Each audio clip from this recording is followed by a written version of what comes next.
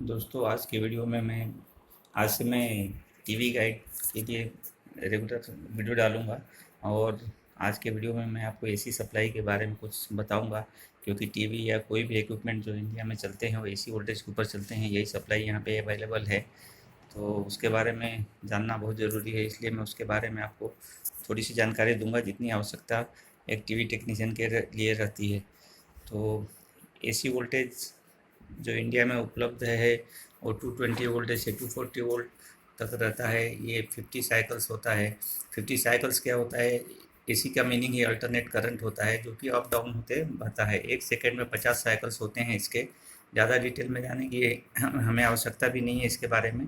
इसीलिए हमको जितना ज़रूरत है उतना ही हम आपको बताएंगे। इसको मल्टीमीटर के एसी रेंज में 300 से 600 हज़ार तक के रेंज में आप डाल के माप सकते हैं कि बोर्ड में वोल्टेज कितना है। ये कहीं पे 200 होता है, 210 होता है, 220 होता है, 230, लेकिन 220 एक नॉर्मल वोल्टेज है।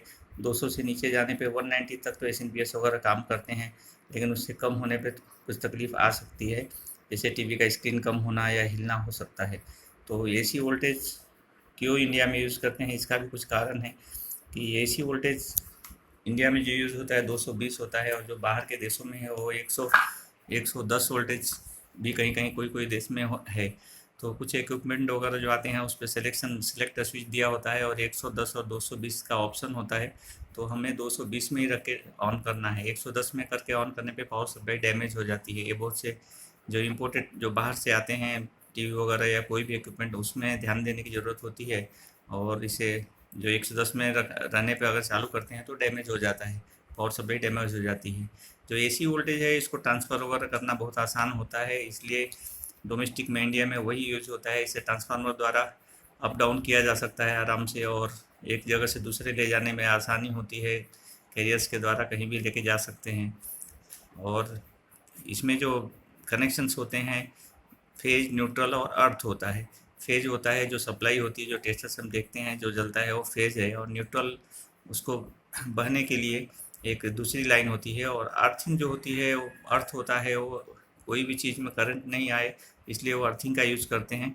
अगर अर्थ कोई भी इक्विपमेंट में हम लगाते हैं प्रॉपर है तो उसमें करंट कभी नहीं आएगा। अगर आ भी जाएगा गलती से, तो अगर ख़राब हो गया आपका इक्विपमेंट तो ग्राउंड हो जाएगा, किसी को उससे करंट लगने का डर नहीं रहता है। इसलिए अर्थ भी बहुत ज़रूरी होता है फ्रिजेज वगैरह में।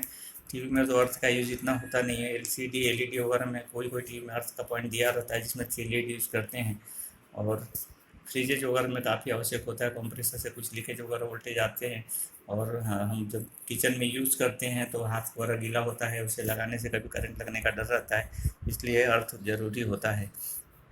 एसी वोल्टेज की और भी खासियत है कि आप अगर न्यूट्रल के या अर्थ के टच में नहीं हैं और आप स्विच वगैरह बन के काम कर रहे हैं, फेज को भी पकड़ लें तो करंट लगने का कोई डर नहीं रहता है। न्यूट्रल वगैरह टच होने से या अर्थ टच होने से या हमारे पैर नेकेड हो ज़मीन पे हैं तो करंट लगता है।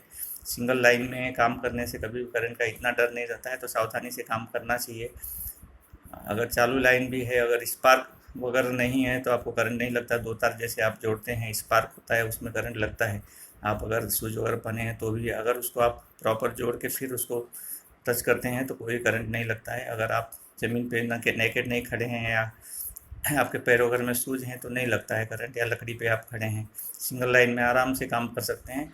करंट तो ये आप सुनिश्चित कर लें कभी भी कि अर्थ और न्यूट्रल के टच में रह के फेज को टच नहीं करें, नहीं तो करंट लगता है।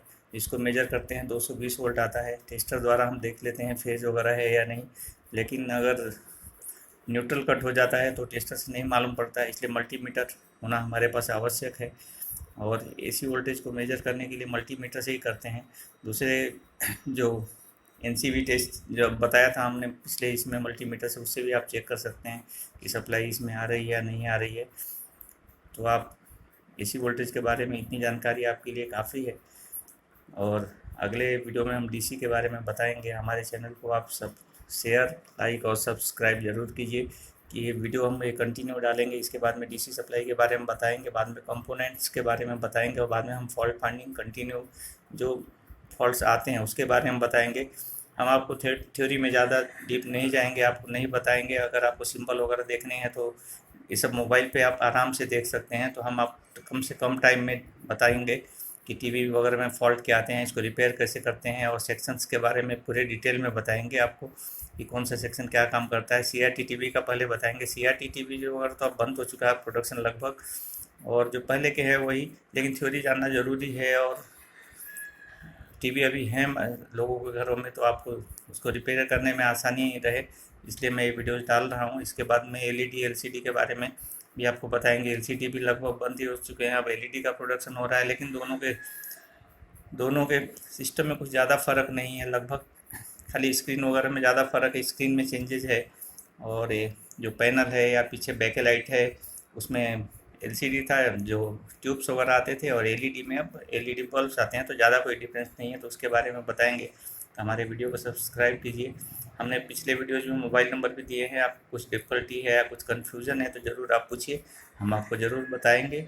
धन्यवाद।